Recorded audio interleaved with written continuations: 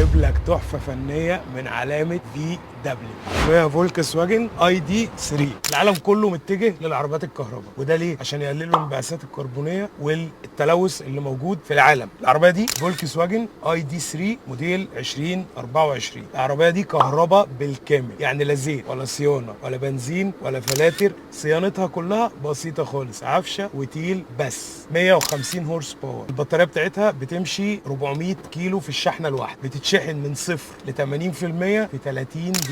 فيها كل الكماليات اللي تتخيلها في اي عربيه توب لاين، كاميرات، سنسور، برج. الميزه بقى هنا فين؟ ان العربيه دي تنفع السيدات. ليه بقى؟ عشان عربيه حجمها من بره صغير، فيها كل الاوبشن، زيرو، ملهاش عطال نهائي، وفي نفس الوقت حجمها من جوه كويس وممتاز. زائد ان فيها مساعده قياده، ده نظام الدرايف اسيست. لو انت في حاله الطوارئ لا قدر الله، لو غفلت كده اللحظه، اول ما هتقرب للعربيه اللي قدامها بمدى معين بتقف، ما تتحركش من مكانها. لو عايز العربيه دي من وانت هنا في مصر، او عايز تستوردها مخصوص، اسال محرم وانا هقول لك على كذا مكان بيطبق كل شروط الامان بالنسبه لك، وبيفرض على نفسه غرامات تاخير. نسيت اقول لك، العربيه دي او اي عربيه انت محتاجها ممكن تيجي لك مصر في خلال 45 يوم، والكلام ده بشروط جزائيه ملزمه بكل المواصفات اللي هتختارها. زائد بقى ايه المفاجاه الثانيه اللي انا هقول لك عليها؟ بعد ما تشتري، لو عايز اي حاجه للعربيه دي انا هجيبها لك من بره مخصوص ليك انت.